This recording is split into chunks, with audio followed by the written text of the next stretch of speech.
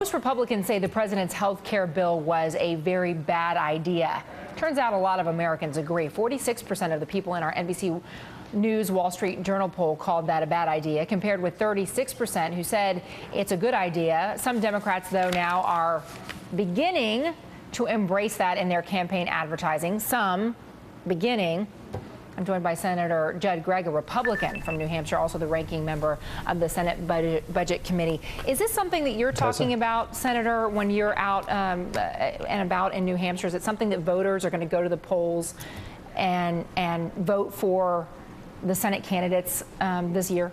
I think it's part of the elements that are making up the frustration of the American voter and Americans generally.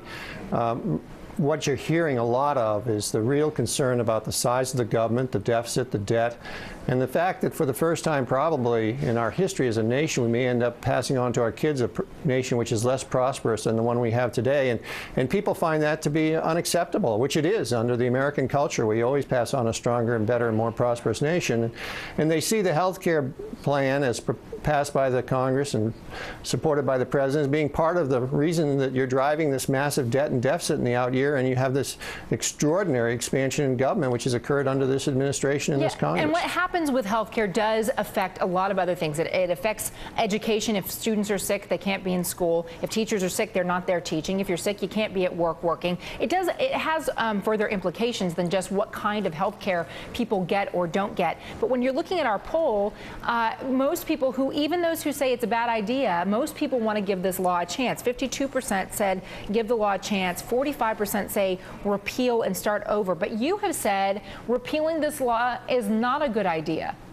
Well, what I've said is we got to fundamentally restructure it, and the nomenclature can play with whether it's repeal or restructure, but you can't. This law isn't going to work, and it's going to have a massively negative impact at two levels. First, it's an explosion in the size of government, growing the government by $2.5 trillion, something we can't possibly afford. And second, it's going to undermine the health care system, which a lot of people are fairly comfortable with, which they have today, which is their basic health plan that they're getting from their employer. It's going to be very hard for your average employer to keep the health plan that they're presently giving or presenting to their employees as part of their employment package under this plan. Do you think that Republicans right now should be, in these last 2 weeks of campaigning or so, should they be out there saying let's repeal health care, or should this not even be a topic of all? I mean, because you have Kelly Ayotte, who's running to replace you, saying let's repeal it.